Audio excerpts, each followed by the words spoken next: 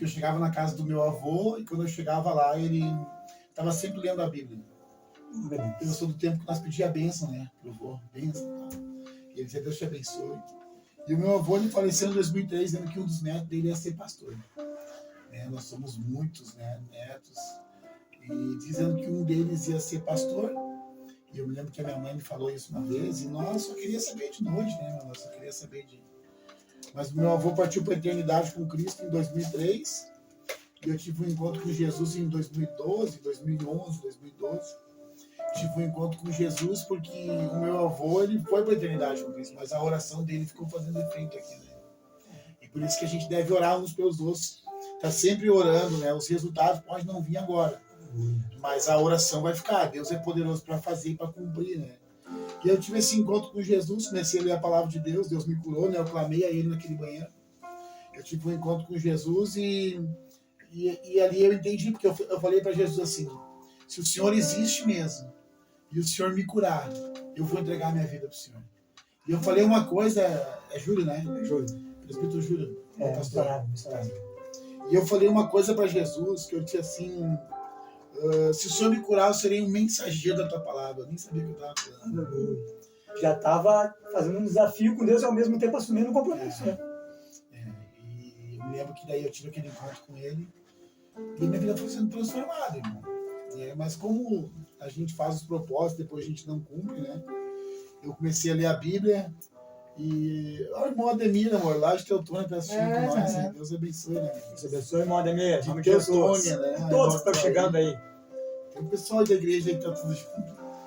E eu tive esse encontro com Deus e dentro do meu coração despertou algo que era para ler a palavra de Deus. Sabe, missionário, eu vou dizer assim, eu não consigo acreditar no encontro com Deus que nos leva para dentro da palavra. Correto. Eu não consigo acreditar nisso.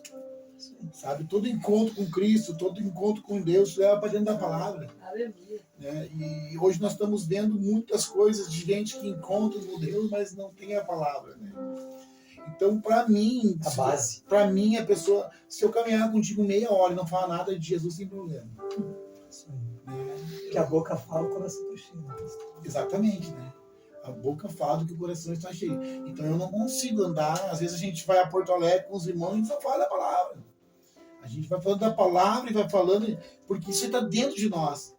Todo encontro com Deus vai te levar para dentro da palavra. Porque tu vai saber o que Deus quer para ti através da palavra. E outra, e não é conhecer a palavra, é conhecer de quem ela está falando. Amém? Então eu entendi isso em Deus. Nesse encontro que eu tive com Cristo, eu comecei a ler Gênesis. Se eu estiver me espichando aqui, o irmão me puxa aqui. À vontade, pastor. Eu comecei a ler Gênesis e duas convicções vieram ao meu coração. Duas convicções que algo que Deus colocou em mim, que eu comecei a ler Gênesis e disse, no princípio criou Deus os céus e a terra. A primeira convicção que Deus colocou no meu coração é que Ele havia criado todas as coisas.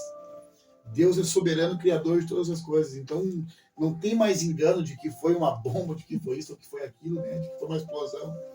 Então, a convicção que veio no meu coração é que Deus é criador de todas as coisas. O Senhor já criou no Deus Criador. No Deus Criador, do Poderoso. E a segunda coisa é que Deus formou o homem do pó da terra e soprou nas suas narinas o fôlego de vida. Nossa. A segunda convicção que Deus colocou dentro de mim foi que Ele havia me formado e o que estava dentro de mim foi Ele que me deu. Então eu tinha duas convicções, irmãos, que aconteça o que acontecesse ali comigo. Eu já sabia quem que Deus era. Que Ele era soberano, poderoso e que Ele havia me criado, que eu era dele. E aí foi um processo, né? Foi um processo de entrega. Eu voltei a usar drogas depois, ficar dentro do hospital. Aí o próprio Deus usou a boca do médico, né? O médico falou pra mim, rapaz, eu tive que confessar, né? Eu estava há 3 dias usando drogas. Daí ele falou assim, olha, rapaz, olha, tu vai morrer se continuar assim, vou procurar alguma ajuda. E eu entendi que era Deus me chamando. E aí a conversão veio no dia 26 de maio de 2012. A gente se mudou para Cidreira. Deus falou comigo, hoje eu entendo que era Deus, né? Deus falou comigo, eu estava deitado, de uma noite que eu já estava já de virada. E eu me deitei, a Lídia estava arrumando as coisas dela para ir embora, o Jean tinha 2 anos de idade. Eu não pegava ele no colo, não trocava fralda, né? Não passava em casa.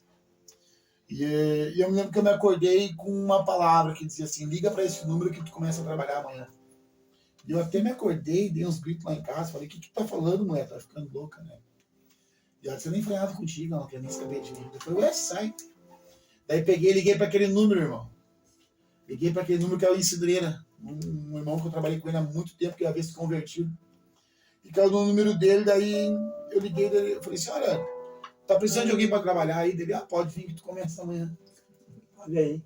Uhum. Já tendo as primeiras experiências com Deus, já. Pode vir que tu começa amanhã. Eu não sabia que era Deus, né? E só pra irmão ter uma ideia, que eu trabalhei com ele poucos meses, né, amor? Poucos meses, assim, que eu trabalhei com ele, mas um dia eu fui falar pra ele que Deus tinha falado pra mim, porque ele me levou pra igreja. E eu falei, rapaz, tu acredita que foi Deus que falou pra mim, que era pra mim te ligar, que eu ia começar a trabalhar? Ele disse assim, não, eu acredito, porque mesmo Deus falou contigo, falou que era pra mim te trazer pra trabalhar comigo. E ali começou o processo. Eu fui dia 26 de maio, dia 27, 28, uma campanha.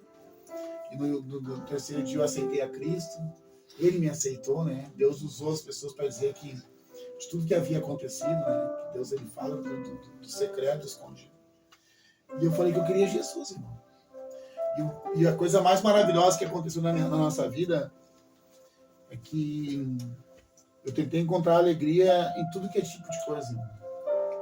E era tudo momentâneo, né? O vazio nunca era preenchido, né, pastor? Era 1, 2 dias, uma semana, e depois eu estava numa tristeza, né? Uma depressão, assim, algo que não sei explicar, mas é algo muito triste. E no dia que eu aceitei a Jesus como Senhor e Salvador, naquela segunda-feira, que eu fui na frente, dobrei o meu joelho e falei, eu quero Jesus na minha vida. Entrou uma alegria no meu coração, irmão. Uma alegria tão poderosa, assim, algo que eu fui para casa e o meu único medo era que quando eu dormisse e acordasse, fosse que nem quando eu estava no mundo. Que eu dormisse e quando eu acordasse eu não ia ter mais aquela alegria. Eu ia ter um passageira. E eu deitei, eu não queria dormir aquela noite. Eu queria ficar tão bom que foi, né?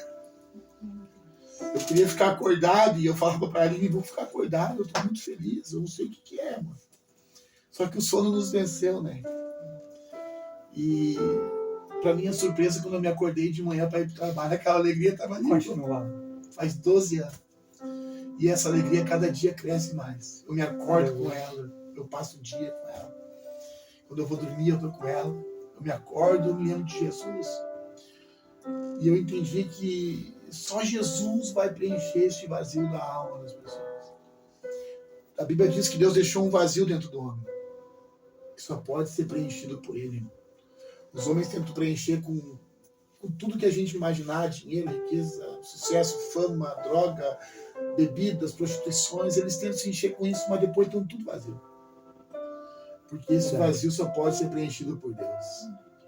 Quando o homem encontra Deus, ele encontra a razão da sua vida. E é uma